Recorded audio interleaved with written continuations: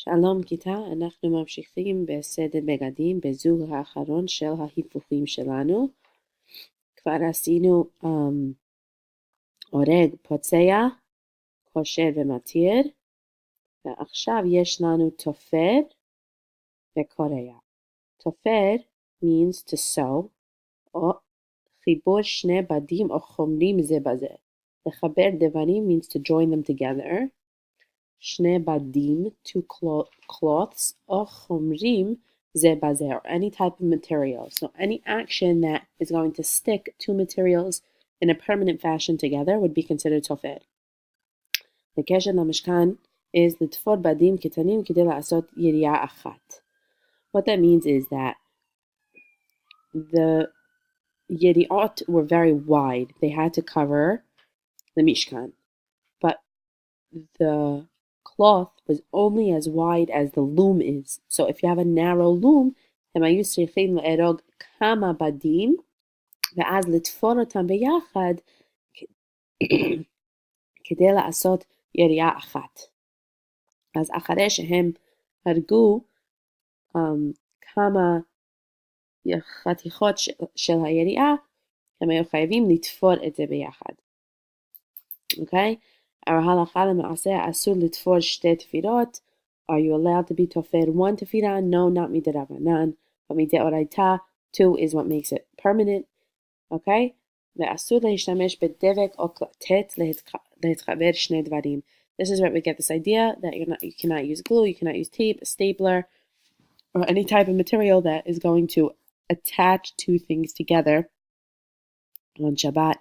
Now, we can see here, right, sewing. This is modern sewing with a machine, right? So these were two separate panels, and she's making them into one, right? Or we have a hand sewing here. He's just hand stitching, right? So each stitch that he's making is considered a tefira. Okay, so this is sewing.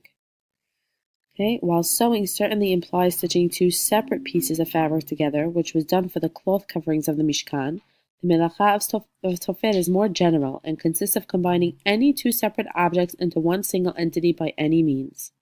One important concept in regards to Tofer is that an action is not considered Tofer if the connection is meant to be created and broken as part of the object's functional design. Therefore, using buttons, zippers, safety pins, and Velcro is permitted.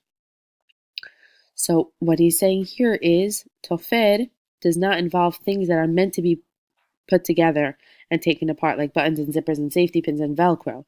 However, something that you glue together, the idea of using glue is not to pull the thing back apart. And that's where you have the problem of Tofer. Right, he adds here that gluing is considered Tofer only to be when the gluing is meant to be permanent. So, for example, the adhesive, which means the sticky part on disposable diapers, can be used because it's not meant to stay on the kid forever. It's just a temporary thing. Okay? ההפך של תפירה זה לקרוע, Koreah, or to tear, to rip. קריעת ניירות, בדים וחומרים אחרים, הפרדת חיבור בדבק. The ripping of paper, cloth, other materials, or removing a gluey adhesive, something that's stuck together with glue. Okay, so here the person ripping a paper, and here we see rips in clothing.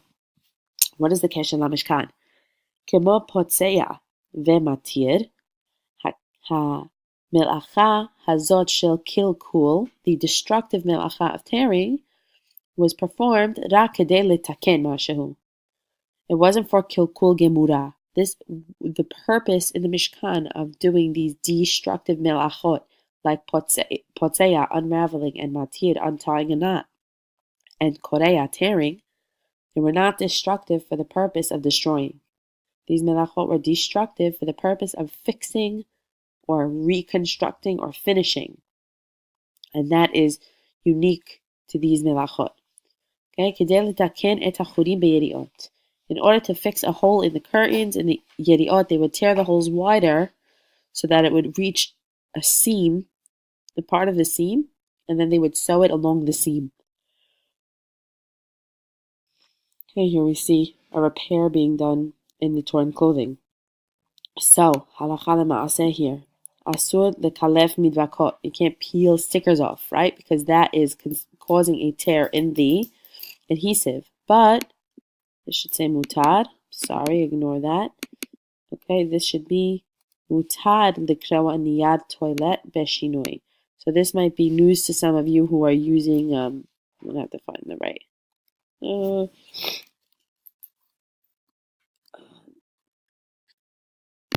Okay, תיקנתי את זה, okay. מותר לקרוע נייר טואלט בשינוי.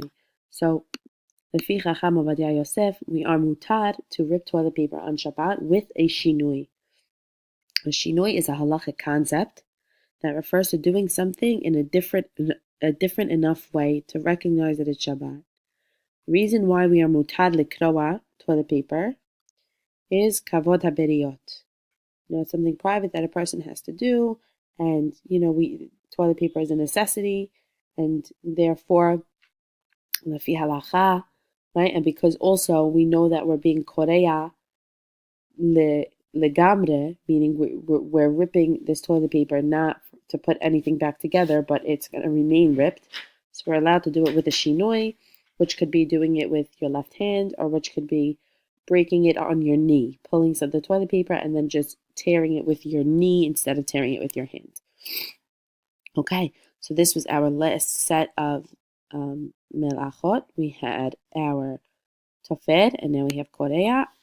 Okay, and we'll read this quickly. As they began to wear and tear, when small holes created by moths were found in the curtains of the Mishkan, the fabrics had to be repaired. This was usually done by first tearing the holes to make them larger and then sewing them back together in an even seam.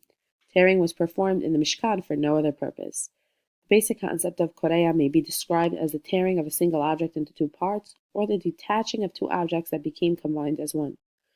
Koreah is only possible with materials that are sewn or glued together when torn. Rope or thread is repaired by tying the ends with a knot, not by sewing or gluing. Therefore, one may cut a price tag off a garment, preferably with a knife. So he's saying that because a price tag isn't sewed directly onto the clothing, but it's put with a plastic thing, right? Ripping that off of clothing is not considered koreah. One may tear apart, so this is mutar, food packaging, wrapping around bandages, napkins, medicines, clothing, or even toys, provided that no letters or designs will be torn, because that's mochek, we'll see later, and that no vessel is formed, which is a concept that we're going to speak about towards the end of our melachot. So, Koreah, Tofer, this came after Kosher and Matir, which came after Oreg and Potseya. I'm working backwards now. What came before Oreg? We had the two preparations of Mesach and Oseh Sheteb Atenirim. And we had the Kabbalah of the Tzemed itself, which was Gozez, ve'az nikinu et ze b'melabed, ve'az hifradnu et hachomer hasabuch, we brushed it out with menafetz, ve'az savanu et ze, we dyed it a certain color, toveh, we made it into thread, and then we had the process of the null, and then we weaved it, we unraveled it, we tied, we untied, and we sewed and we tore. And this is the Seder Begadim, הם המלאכות של התהליך של עשיית היריעות למשכן.